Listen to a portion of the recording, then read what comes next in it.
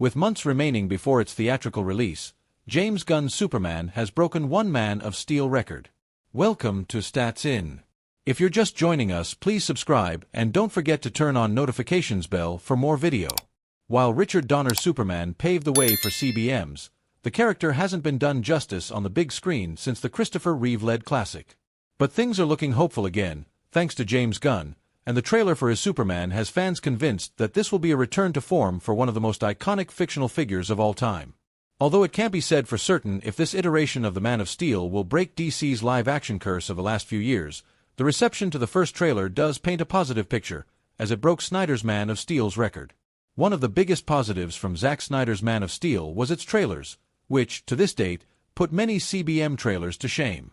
But as of now, Superman's teaser has crossed over 51 million views, surpassing OS most watched trailer. While it's important to note that the internet climate has changed rapidly since then, it does reflect the general public's interest in the character. If anything to go by, MOS box office performance wasn't as great as it could have been despite the impeccable reception to its trailer. However, given Gunn's record in the realm of CBM so far, if he does succeed in delivering a Superman story for the ages, there's no doubt that the film will indeed do great at the box office.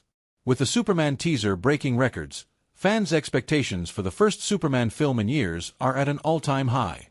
As for what fans can expect from this iteration of the character, Gunn expressed that it'll be pretty character-driven, adding, "That's a really big difference from not only other Superman movies, but superhero films."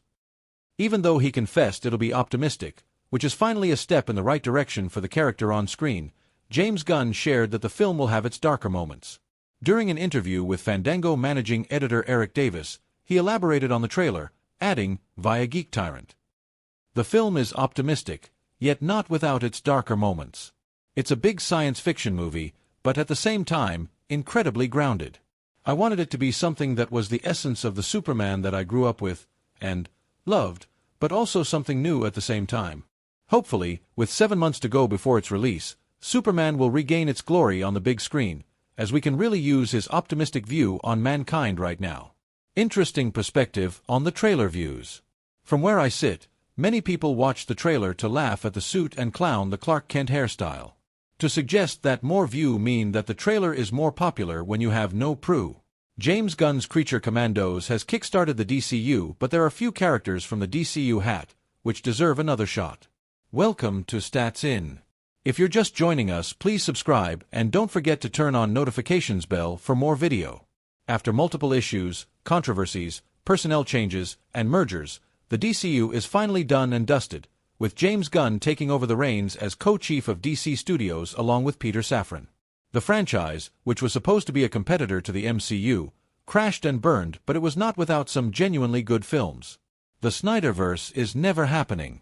It is a miracle that fans even got the Snyder Cut.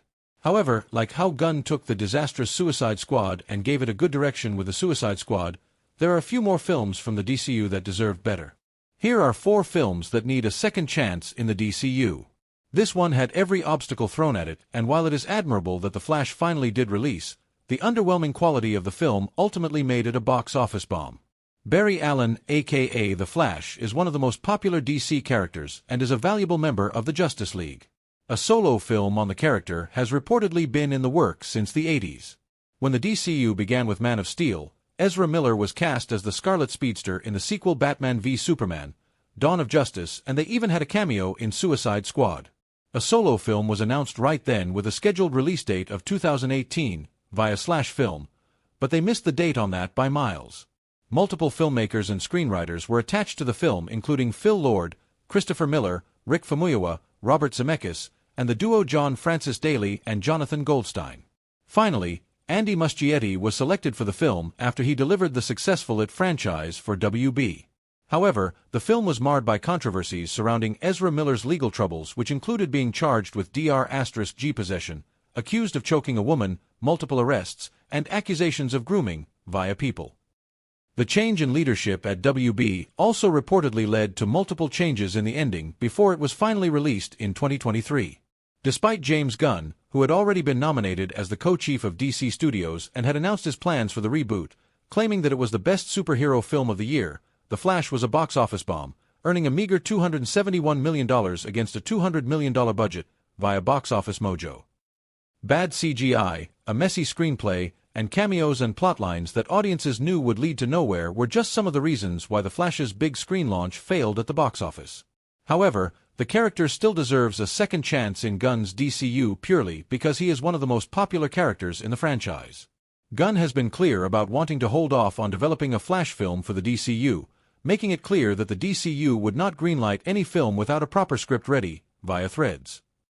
Right now, it might be too soon to kickstart another Flash film after the colossal disaster. This may be a hot take, but Birds of Prey is one of the best films in the DCU.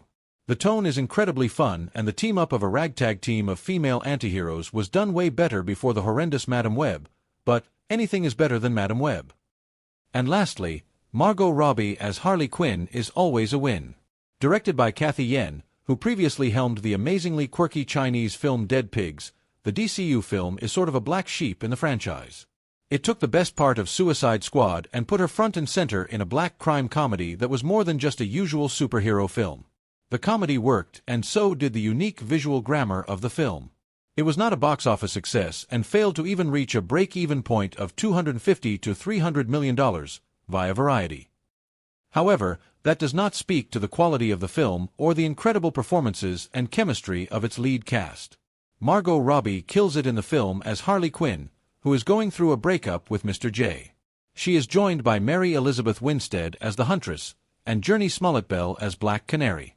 Ewan McGregor's casting as Black Mask was a masterstroke, and he brings in his signature charm and eccentricity to the character. Yet, the film was widely hated by many DC fans at the time for flimsy reasons. Tonally, Birds of Prey would be a perfect addition to James Gunn's brand of humor. It too features a team of misfits who join for a mission like the Suicide Squad, or Peacemaker, or Creature Commandos. Getting Robbie back to the role would be a great move for the franchise, as a new Harley Quinn will be tough to match her level in the near future. While its predecessor Shazam was a huge success for the DCU, the sequel seemed to appear a bit too late as the fans were already aware that the franchise would be rebooted soon. Shazam!